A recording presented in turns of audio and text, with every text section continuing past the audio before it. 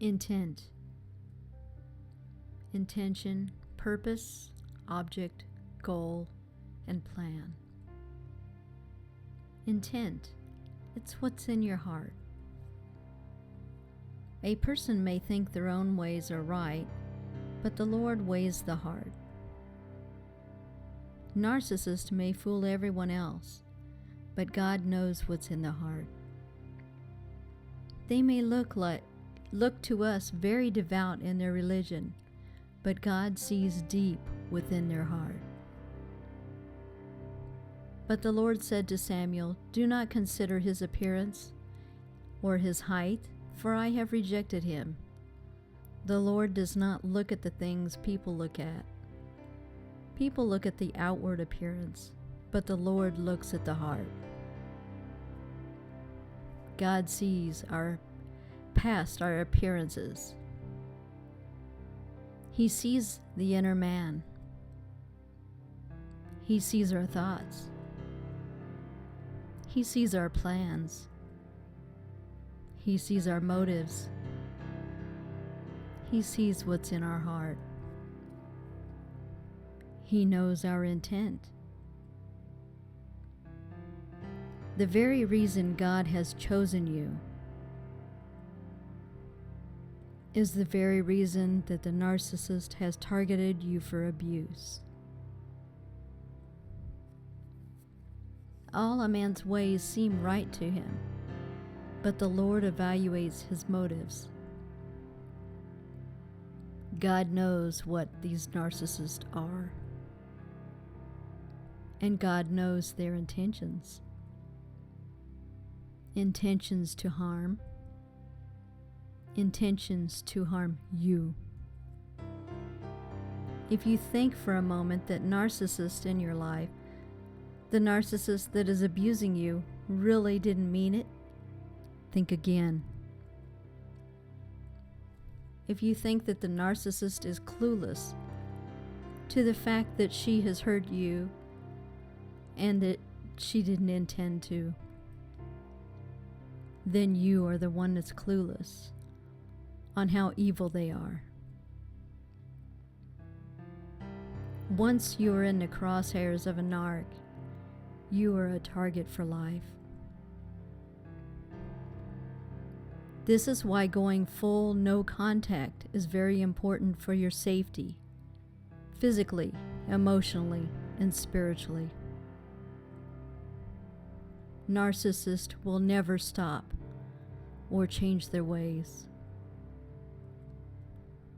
Their conscience has been seared. They can no longer hear that little voice of reason. But now your kingdom shall not endure.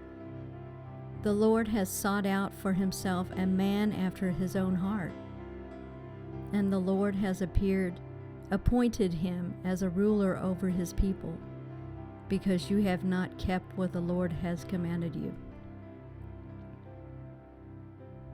And when he had removed him, he raised up David to be their king, of whom he testified and said, I have found David the son of Jesse, a man after my own heart, who will do my will. Because my servant Caleb has a different spirit and follows me wholeheartedly, I will bring him into the land he went to, and his descendants will inherit it. These are the people God is looking for. Those who are wholeheartedly choosing to live upright, lawful, and honestly, no matter the cost. You wonder why you were a target for the narcissistic abuse? It's because you shine light upon their darkness. Your heart shines a spotlight on their black hearts. Your persistence to do what is right shines light on what they are doing wrong. As a child, They saw light in you, and they tried to put it out ever since. Even if you do not believe in God or follow Him, you're still wanting to do what is right because there's something in you that drives you to be that way. You listen to your conscience.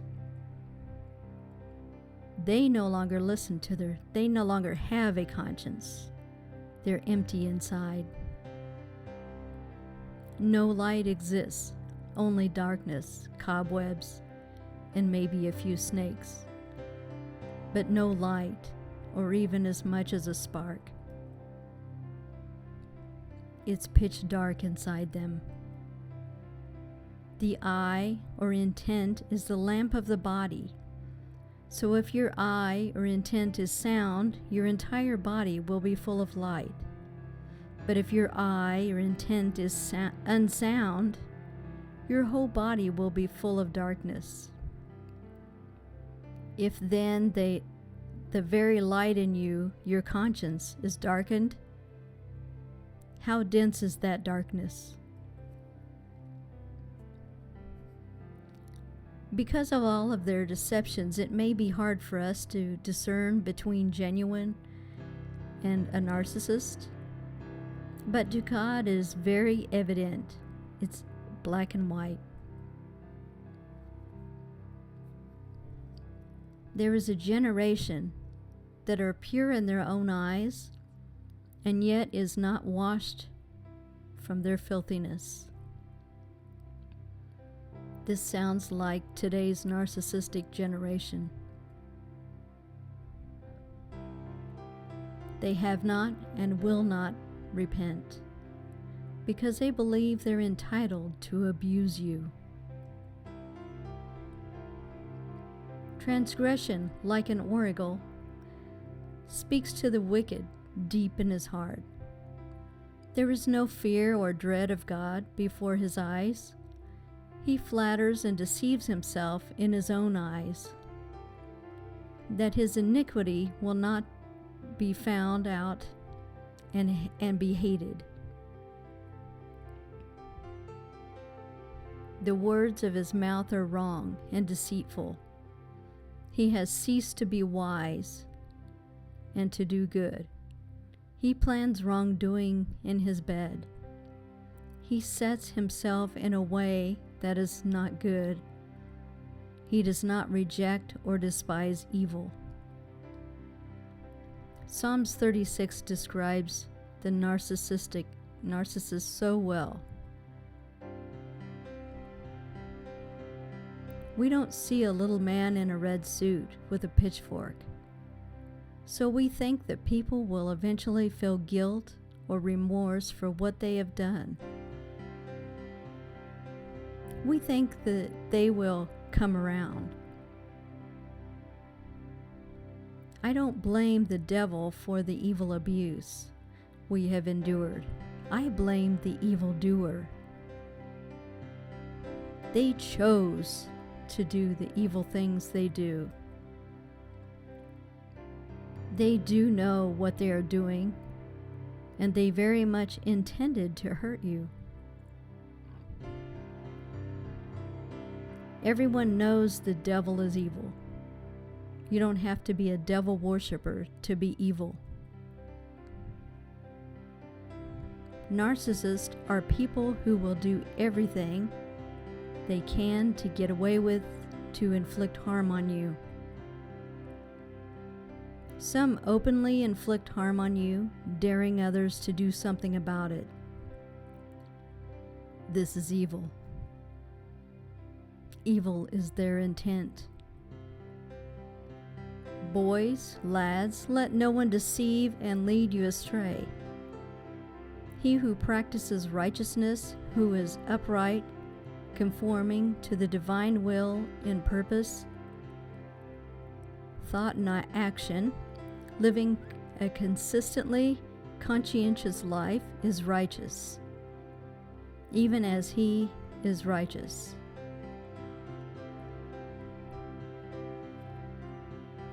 But he who commits sin who practices evildoing is of the devil, takes his character from the evil one. For the devil has sinned, violated the divine law from the beginning.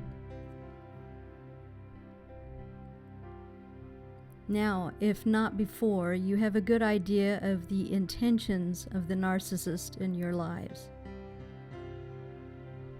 They want to destroy you.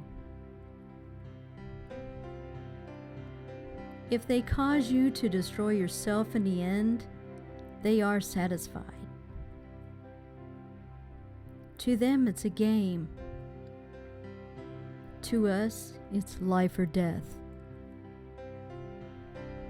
Don't let them win. Stay strong. Thank you.